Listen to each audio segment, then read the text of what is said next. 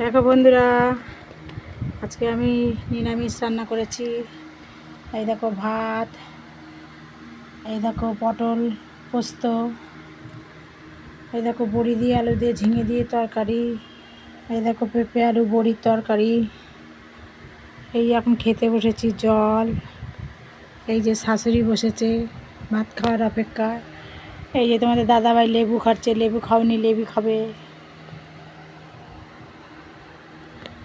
এই আজকে আমার দুপুরের মেনু। কে কে খাবে সবাই চলে এসো, সবার নিমন্ত্রণ থাকলো নিরামিষ ভোজন। ঠিক আছে, এই ভিডিও এই পর্যন্তই রাখছি, পরের ভিডিওয় আসবো। অনেক দিন পর তোমাদের সঙ্গে ভিডিও করলাম, ভালো লাগে না, নিজের শরীর ভালো না, তাই ভিডিও করতে আর ইচ্ছা করে না।